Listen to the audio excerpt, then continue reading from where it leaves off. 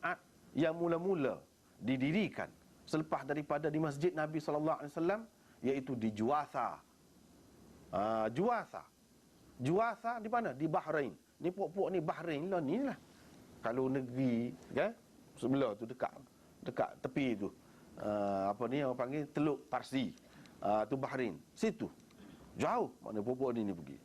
Tapi dia dapat tahu, dia pergi selidik, masuk Islam. Lepas tu dakwah senyap-senyap di kalangan dia, sehingga jadi ramai. Lepas tu pergi jumpa dengan Nabi, belajar, balik. Lepas tu orang lain pula pergi. Gitulah keadaan puak-puak ni. Dan memang hebat puak-puak ni. Berani dan pemurah orangnya. Hak lagu ni masuk Islam berguna benar. Dia pergi, sejarah dia ni dari segi puak-puak Abdul Qais, dia pergi, ketua dia namanya Al-Munzir, dan lebih dikenali dengan Al-Ashaj. Ashaj, pasal muka dia tu paru besar lah, jadi cacat dia tu, paru. Huda orangnya tidak cantik, tidak menarik, ketua dia tu. Ceritanya mula-mula dia mau ni pergi Islam dah ni, puak-puak dia Islam dah. Pergi nak berjumpa dengan Nabi SAW. Tak jumpa lagi, tak rajin jumpa. Sampai di masjid, puak-puak dia tidak sabar lagi. Terjun turun daripada unta tu.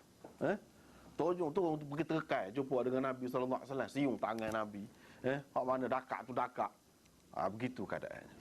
Tapi ketua dia ni, Ashad ni, tidak gitu. Lain cara dia. Dia sapa depan masjid tu, sahabat-sahabat duduk tengok lah. Lain-lain anak buah ni hungar pergi jumpa dengan Nabi. Dia tidak. Dia pecah baju dia, bubuh dalam satu bekas suku. Dia pun pergi mandi.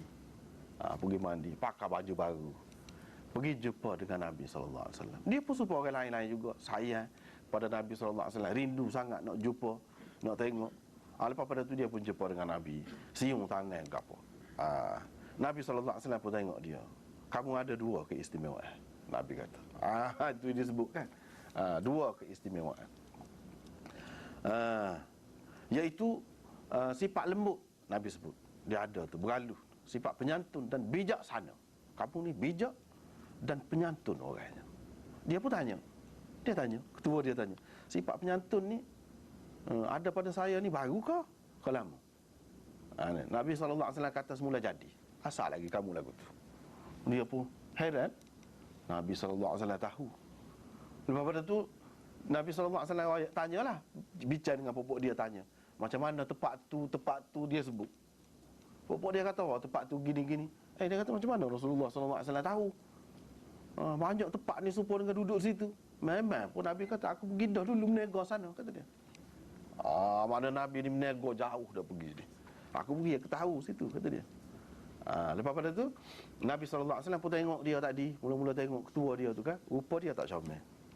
Nabi SAW kata, manusia ni dia sebut saja, manusia ni kadang-kadang yang menarik dia bukan pada zahir dia, tetapi pada dua perkara dia.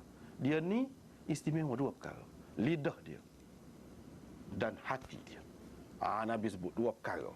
Ketua dia sana, lidah dia, percakapan dia tu memang bijak lah, membayangkan seorang yang bijak. Dan penyantun, dia sabar, dia boleh sabar, boleh kawal diri seperti tadi kan. Tidak lompat pergi, hunggar pergi, tak. Dia mandi dulu, pakai baju baru, gitu. Dan itu istimewa yang Nabi SAW sebut puak-puak dia ni. Lepas tu duduklah situ. Duduklah situ.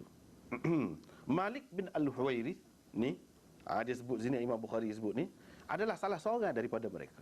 Hak pergi tu. Tapi dia bukan ketua. Dia cerita, Nabi SAW kata kepada kami, setelah 19 hari duduk dekat Nabi SAW. Nabi SAW pada masa tu tak ada asrama, tak ada apa kan. Orang selalu pergi jumpa dengan dia. Dia pun suruh duduk di rumah seorang sahabiah. Di situ Nabi SAW suruhlah sahabat-sahabat pakat-pakat jagalah. Dalam masa 19 hari duduk. Ada di antara mereka itu yang muda-muda. Nabi SAW tengok muka tu, dia kenal, dia tahu ni sudah rindu kepada keluarga ni. Tak apalah, baliklah, kata dia, dan ajar mereka. Irji'u ila ahlikum fa'allimuhum. Kamu baliklah kepada ahli keluarga kamu dan ajarlah mereka. Hak tu hak Nabi SAW suruh. Nabi SAW kata kepada Abdul Qais ini bukan khusus dengan dia saja, orang lain pun lagu tu juga. Imam Bukhari ambil kesimpulan.